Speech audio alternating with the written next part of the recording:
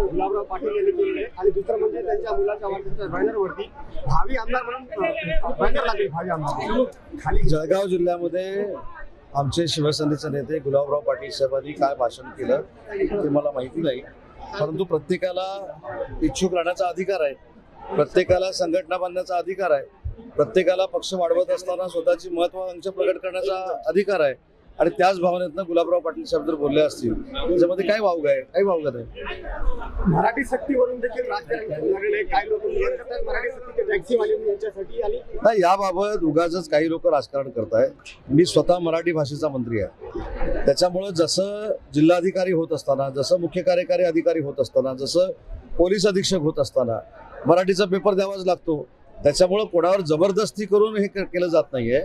तर जे रिक्षावाले आहेत, जे टॅक्सीवाले आहेत, त्यांना देखील प्रामाणिक मराठी बोलता यावं ही भूमिका जर परिवहन मंडळाची असेल तर त्याचं उगाचच राजकारण करू नये.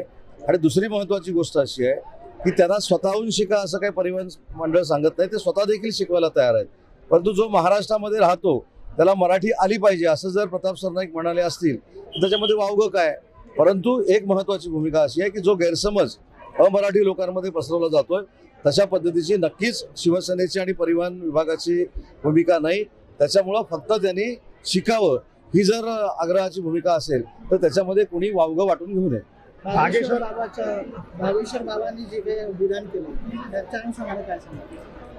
मी काल देखील याच्यावर सांगितलं की छत्रपती शिवाजी महाराज, छत्रपती संभाजी महाराज यांच्याबद्दल कुणी जरी, म्हणजे मी देखील वावगं बोललो किंवा अन्य कोणी मोठ्यात मोठ्या व्यक्ती वावगी बोलली तर ते काही योग्य ठरणार नाही. श्रीमंत कोकाटे जे इतिहासाचे अभ्यासक आहेत त्यांनी असा स्टेटमेंट दिलेलं आहे की बागेश्वर बाबांचा मी निषेध करतो आणि रामदासांची शिवाजी महाराजांच्या पायाजवळ बसण्याची पण माहिती नाही. त्याने महत्त्वाचा मुद्दा असा आहे की कोण काय बोललं त्याच्यावर मी स्टेटमेंट देण्यात काही अर्थ नाही. कोकाटे काय बोलले, अजून कोण बोलले, बागेश्वर महाराज काय बोलले हे मी ऐकलेलं देखील नाही. परंतु एक महत्त्वाची गोष्ट अशी आहे की छत्रपती शिवाजी महाराजांबद्दल कोणीही वावगं बोलू नये ही शिवसेनेची भूमिका आहे. छत्रपती संभाजी महाराजांबद्दल कुणीही वाईट बोलू नये एवढीच आमची भूमिका आहे आणि ती स्पष्ट आहे. मुखेडला जी MIDCची मंजुरी दिलेली आहे त्याबाबत काय आज वर्तमानपत्रांमध्ये बातम्या आहेत की मुख्यमंत्र्यांनी MIDC साठी मुखेडच्या मंजुरी दिलेली आहे आणि जवळपास 45 हेक्टर जागा संपादित केले जाईल. काय खरी नाही, MIDC या जिल्ह्यामध्ये जर नांदेड जिल्ह्यामध्ये जर बघितलं तर अनेक ठिकाणी होते. अनेक माझे सहकारी याच्यासाठी प्रयत्नशील आहेत. मुखेडमध्ये देखील आम्ही नोटिफिकेशन काढलेलं आहे आणि नोटिफिकेशन नंतर आता पुढची प्रोसिजर होणार आहे. बरं, नांदेडमध्ये जो हेलिकॉप्टर निर्मितीचा प्रकल्प आहे त्या संदर्भात जराशा संभ्रम आहे की नेमका काय प्रकल्प आहे? हेलिकॉप्टरचे पार्ट्स बनणार आहे? मला देखील संभ्रम आहे. मला आता नांदेडमध्ये आल्यानंतर कळलं की हेलिकॉप्टरचे पार्ट इथे बनवले जाणार आहेत. मला आता हेमंत पाटील साहेब म्हणाले की तुम्ही काय आता हेलिकॉप्टर बनवता का MIDC मार्फत? तर आतापर्यंत नांदेडचं विमानतळ हे MIDC कडे हे मला माहित होतं, परंतु आम्ही ते वापरायला आता महाराष्ट्र विमान प्राधिकरणाकडे दिलेलं आहे. परंतु हेलिकॉप्टरचा कारखाना कधी येणार आहे, कसा येणार आहे याची मी पूर्ण माहिती घेईन आणि पुढच्या वेळी नांदेडला ज्यावेळी येईन ते त्याचं स्पष्टीकरण करेन. मध्ये तो करार झालेला आहे, जवळपास 4000 कोटीचा तो करार आहे असं अशोक चव्हाणांनी ट्विट केलेलं होतं. काय खरी परिस्थिती? अशोक चव्हाण साहेब हे आमचे ज्येष्ठ मार्गदर्शक आहेत, त्यांच्याशी मी चर्चा करेन आणि पुढच्या दौऱ्यामध्ये तुम्हाला सांगेन ना. परत एकदा टायगर ऑपरेशन टायगर चर्चा काय नेमकं खरं होणार आहे? आता सामूहिक विवाह सोहळ्याला आलेलो आहे, त्याच्यामुळे टायगर ऑपरेशनवर चर्चा न केलेली बरी. ते नाराज आहेत.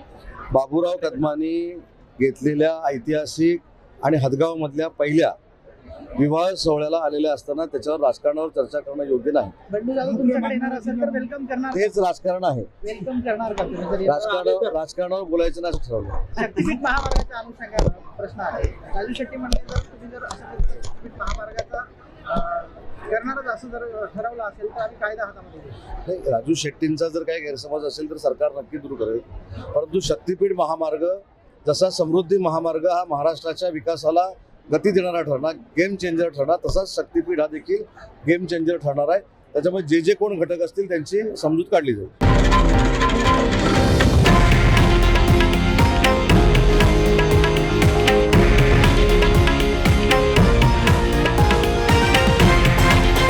हे आहे देशातील नंबर 1 न्यूज नेटवर्क आणि आपण पाहत आहात TV9 मराठी, एकमेव.